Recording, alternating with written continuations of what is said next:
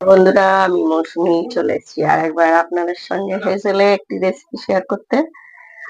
এখন নতুন নতুন ঢেঁড়স উঠেছে, খেতে অসম্ভব ভালো লাগে। যখন নতুন নতুন ঢেঁড়স ওঠে খেতে এতটাই ভালো লাগে, আমার তো ভীষণই ভালো লাগে। একদম সিম্পল ভাবে করে নেবো। নিয়ে নিয়েছি বড় সাইজ একটা পেঁয়াজ কুচিয়ে, আর ঢেঁড়স গুলো এরকম গোটা রেখেছি। ধুয়ে সামনের দিকে বোটা আর সামনের দিকে মুখটা কেটে নিয়েছি। ঢেঁড়স গুলো ভালো, যদি বলেন পোকা নেই, পোকা নেই, ভালো করে দেখে নেবেন, নিয়ে কাটবেন। ছোট ছোট ঢেঁড়স সেই সময় পোকা হয় না সাধারণত, তাহলেও ভালো করে কাটার আগে দেখে ধুয়ে কাটবেন। আর নিয়েছি সর্ষে বাটা, পোস্ত বাটা। ঢেঁড়সটা খেতে দারুণই লাগে, আমার তো ভীষণ ভালো লাগে। আর এই সময় তো কথাই নেই, রেসিপিটা পুরো দেখবেন। না জন্য দিয়ে দেবো একটু পাঁচফোড়ন, তার সঙ্গে আলুটা রেখেছিলাম সরু সরু করে। আলুটা কেটেছি এগুলো ভাজার থেকে একটু মোটা করে।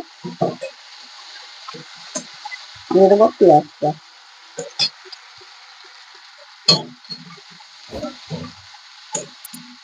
দুপুরবেলা ভাত রুটি সবকিছুর সঙ্গে এটা ভালো লাগে। আজকে এত রোদ্দুর উঠেছে, কালকে তো প্রচন্ড গরম ছিল, কিন্তু বেশ রাত্রির দিকে আমাদের খেতে রাত হয়, তখন দেখি বেশ ঠান্ডা ঠান্ডা হালকা।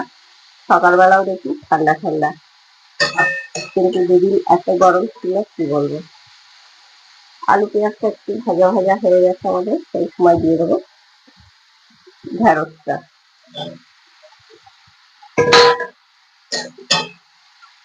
এইভাবে গরম গরম ভাতের সঙ্গে খেতে অসাধারণ লাগে, কি বলবো। যখন একটু দামের সময় ঢেঁড়স বলুন পটল বলুন, খেতে যেন ভীষণই ভালো লাগে। টমেটো গুলোর দানাগুলো একটু ফেলে নেবো, নিয়ে দিয়ে দেবো দুটো টমেটো।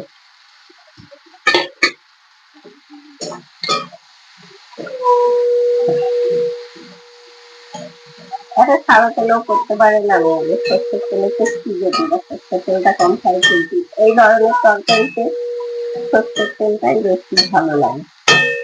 এসে আমাদের আলু পেঁয়াজ সব ঢেঁড়স ভাজা হয়ে গেছে, ভাজা ভাজা হয়ে গেছে। আর দেখুন টমেটো গুলোও কিন্তু একদম ঘেটে গেছে। দিয়ে দেবো স্বাদ অনুযায়ী নুন।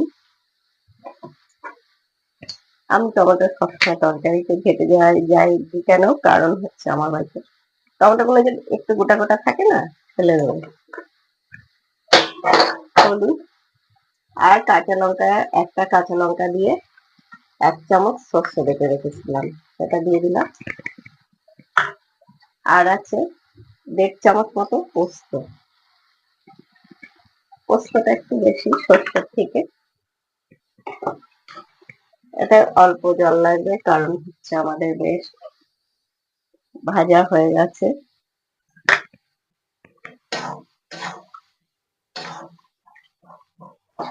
পোস্ত হলে তো বাঙালির কোনো কথাই নেই, সব কিছুতে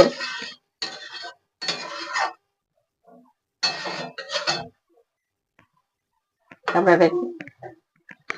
এবার একটা ঢাকা দিয়ে দেবো, গ্যাসটা একটু কমিয়ে দেবো। A few minutes later. ফিরে এলাম মিনিট 6 পরে।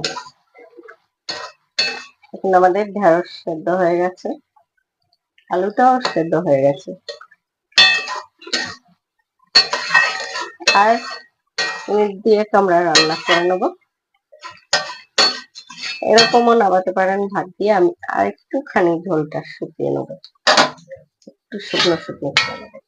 2 minutes later.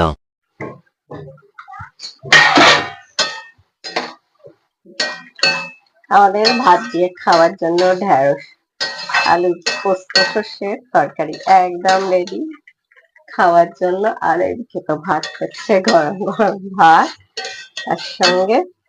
আর যারা ভিডিওটি দেখছিলেন তাদের অনেক অনেক ধন্যবাদ। যারা বেশি ঘাটবো না, তবে ঢেঁড়সগুলো কেটে তাদেরকে অনেক ধন্যবাদ। যারা দেখছিলেন, যারা নতুন বন্ধুরা দেখছিলেন, প্লিজ প্লিজ একটু ফলো দিয়ে দেবেন। পেজে দেখলে পেজটিকে একটু ফলো দিয়ে দেবেন, আর ইউটিউবে দেখলে চ্যানেলটি সাবস্ক্রাইব করে দেবেন, পাশে থাকা বেল আইকনটি প্লিজ ক্লিক করে দেবেন, যাতে আমার ভিডিও এলে আপনাদের কাছে সবার আগে নোটিফিকেশন পৌঁছে। আজকের মতো মৌসুমী ফেসিয়ালের রেসিপি এখানেই শেষ। সবাই সুস্থ থাকবেন, ভালো থাকবেন, টাটা।